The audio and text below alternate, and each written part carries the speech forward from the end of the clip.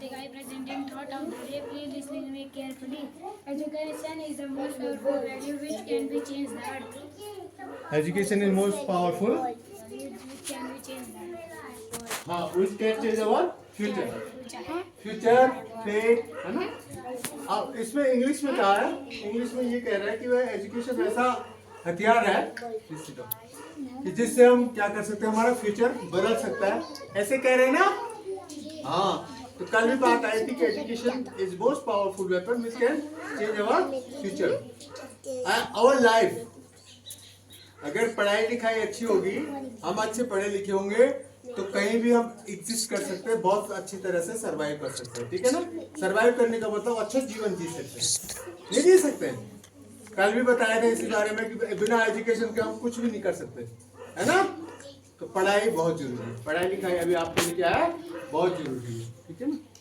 अब उस तरफ देखो, बड़ा हुआ तो क्या हुआ, जैसा पेड़ खजूर, पंछी को छाया नहीं, फल लागे अति दूर। देखो यहाँ पे कहा गया है कि भाई बड़े होने से मतलब खाली लंबाई बढ़ जाए आपकी। जैसे खजूर का पेड़ होता है ना, और लंबाई होने होते खजूर के पेड़, और उनके जो पत्ते होते हैं ना, ऊपर बहुत लंबे छिछले होते हैं, उससे कोई छाया भी नहीं मिलती। पत्ती माने रायगीर, और उसको छाया भी नहीं मिलती, और जो फल है उसके वो भी बहुत दूर लगते हैं, है ना। तो ये कहा गया है बेटा कि ऐसा जीवन बेकार है। वो खजूर की पेड़ की तरह बहुत लंबा हो गया, फल भी बहुत दूर लगते हैं, वहां तक कोई पहुंच भी नहीं सकता, उन फलों का कोई फायदा भी नहीं, है ना।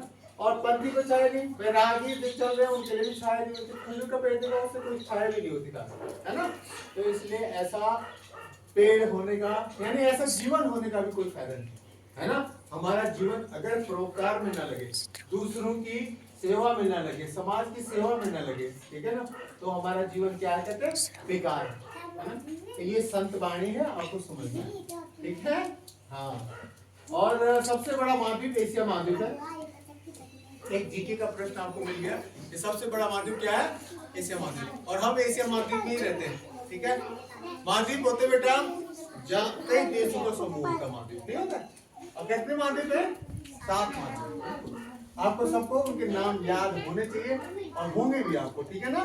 एशिया महाद्वीप क्या है, सबसे बड़ा महाद्वीप है। 7 महाद्वीप में सबसे बड़ा कौन सा है, एशिया महाद्वीप, ठीक है। और सबसे छोटा Australia.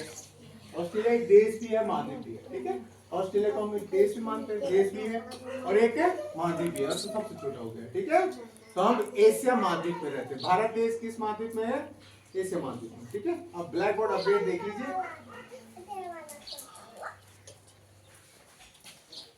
Black board update date कौन सी आज है, 25/1/2025, मतलब पूर्व संध्या, गणतंत्र दिवस की पूर्व संध्या आज है ना, 25 तारीख है आज, 25 जनवरी 2025। 76वां गणतंत्र दिवस हम मनाने जा रहे हैं, ठीक है ना। 76वां 76, ठीक हो गया। अब आज का दिन सैटरडे, कल संडे है, कल आपकी छुट्टी है, लेकिन हम मनाने आएंगे यहाँ, ठीक है। गणतंत्र दिवस को मनाना है, ध्वजारोहण होना, प्रभात फेरी होनी, सिस्टमेटिक वही होना है, क्या। हाँ, ड्रेस तो दूसरी वाली लेके आने का है ना। ड्रेस का कल बता दिया था सर ने कि वो पैंट कमीज वाला, वो ब्लेजर जो है अपना स्वेटर होता। अच्छा, उसके बाद आज डे कौन सा, सैटरडे। आज का थॉट यहाँ पे भी देख लीजिए, क्या लिखा हुआ, today thought the mind is everything what you think you become. अब दिमाग, जो चीज हम सोचते हैं मन में कि मैंने ये बनना है, मैंने ये करना है, तो वो हो जाता है, ठीक है। What you think that you become, ये महात्मा बुद्ध ने बोला था, ठीक है, गौतम बुद्ध, ठीक है। तो महात्मा बुद्ध का ये थॉट है, उनका ये थॉट आया हुआ है कि जो हम सोचते हैं, दिमाग हमारा बहुत करिश्माई है, मतलब जो हम सोचेंगे वो हो जाता है, अगर हम उस पर एक्शन लेंगे, जो हम सोचते हैं और हम उस पर एक्शन लेंगे। What your brain conceive and believe, conceive and believe का मतलब जो हमारा दिमाग सोचता है और विश्वास करता है कि ये मैं कर सकता हूँ, तो हम वैसे कर सकते हैं, बन जाते हैं, ठीक है। तो दिमाग क्या है हमारा, एवरीथिंग, जो हम सोचते हैं वो हो जाता है, ठीक है। तो mind is everything, what we conceive and believe it becomes. वही गौतम बुद्ध ने भी कहा था कि दिमाग हमारा क्या है, इतनी शक्तिशाली है, इतना पावरफुल है कि जो हम सोचते हैं वही हो जाता है, वो हो जाता है, यानी हम वैसे बन जाते हैं। ठीक हो गया? हाँ, ये आप ध्यान में रखना है। और आज का वर्ड क्या है? Today's word constitution. हाँ, कल के दिन 26 जनवरी 1950 को हमारा संविधान लागू हुआ था, है ना? कॉन्स्टिट्यूशन, तो कॉन्स्टिट्यूशन लागू हुआ था। पहले जो नियम थे वो क्या थे?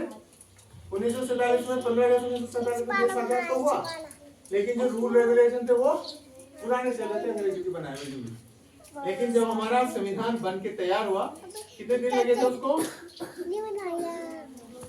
2 वर्ष 11 महीने 18 दिन, है ना? तो लगभग 3 साल लगे थे इसको कॉन्स्टिट्यूशन को तैयार होने में। और तब वो तो 1950 में 26 जनवरी 1950 में क्या हुआ था? ये लागू हुआ था। क्या हुआ था? लागू हुआ था। ठीक है, इसलिए हम गणतंत्र दिवस यानी अपना कॉन्स्टिट्यूशन डे 26 जनवरी को मनाते हैं। ठीक है, गणतंत्र दिवस इसीलिए मनाया जाता है। ठीक है, कल मनाएंगे हम लोग। ठीक है, इस दिन हमारे रूल रेगुलेशन जो कॉन्स्टिट्यूशन हमारा 2 साल 11 महीने 18 दिन में बन के तैयार हुआ था, ये कह रहे ना आप लोग। तो भीमराव अम्बेडकर जी की अध्यक्षता में जो कॉन्स्टिट्यूशन बना था, रिटन कॉन्स्टिट्यूशन, तो वो इम्प्लीमेंट हुआ था, लागू हुआ था। सारे रूल रेगुलेशन पूरे देश में आज भी वही चल रहा है। ठीक है ना?